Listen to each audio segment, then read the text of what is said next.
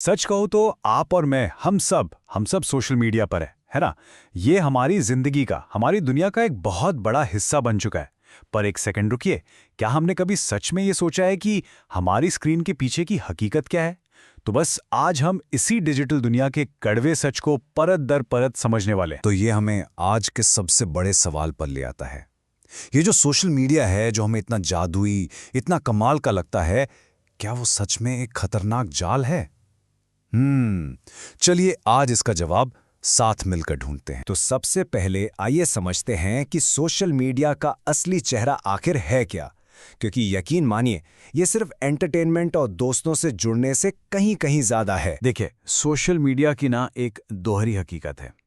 आप इसे एक सिक्के की तरह समझ सकते हैं। एक तरफ तो इसका जादू है, एंटरटेनमेंट है, लोगों से कनेक्शन है, ढेर सारी जानकारी है। लेकिन फिर जब आप सिक्का पलटते हैं तो सामने आता है कड़वा सच, तनाव, अकेलापन और एक ऐसा भ्रम जो कभी खत्म ही नहीं होता। तो सवाल यह है कि यह जाल आखिर काम कैसे करता है।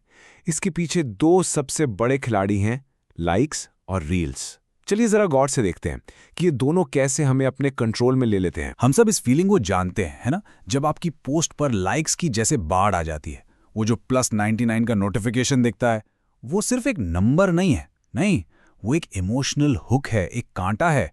ये वैलिडेशन की, मतलब दूसरों से शाबाशी पाने की एक ऐसी दौड़ है जो कभी खत्म नहीं होती, और यही हमें बार बार वापस खींच कर ले आती है। और आपको पता है, इसके पीछे एक बड़ी सीधी साधी साइंस है। जब भी हमें एक लाइक मिलता है ना, तो हमारे दिमाग में डोपामाइन नाम का एक केमिकल निकलता है। ये वही फील गुड केमिकल है जो हमें खुशी का, मजे का एहसास कराता है।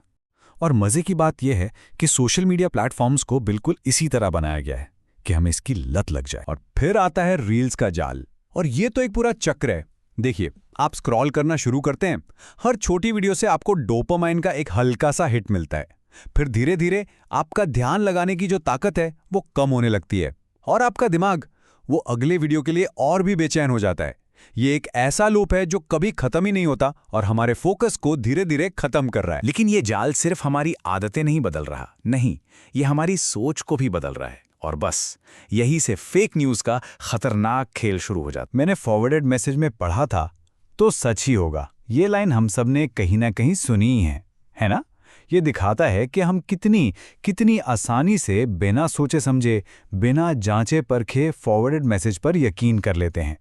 बस एक क्लिक और एक झूठी खबर जंगल की आग की तरह फैल जाती है, और हम अनजाने में ही इसका हिस्सा बन जाते हैं। और इसका असर बहुत गहरा होता है। ये झूठी खबरें समाज में गुस्सा भरती हैं, लोगों के बीच अविश्वास पैदा करती हैं। ये हमें सच से बहुत दूर ले जाती हैं और हमारे दिमाग में सिर्फ कन्फ्यूजन और चिंता भर देती हैं। तो सोचिए, जो प्लेटफॉर्म जानकारी देने के लिए बना था, वो अक्सर गलत जानकारी फैलाने का सबसे बड़ा जरिया बन जाता है। तो ये लाइक्स की दौड़, रील्स का अंधहीन जाल और फेक न्यूज़ का खतरा, इन सब का हमारे मेंटल हेल्थ पर क्या असर हो रहा है?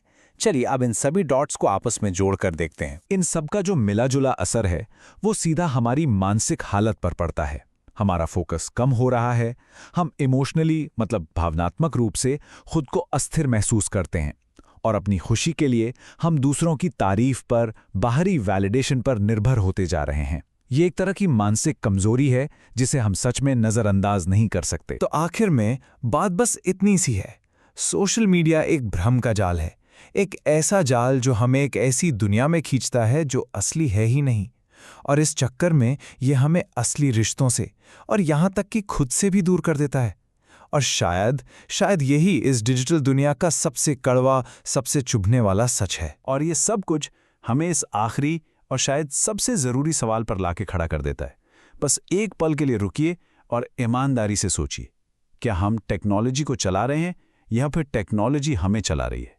इसका जवाब शायद हम सबको अपने अंदर ही खोजना होगा।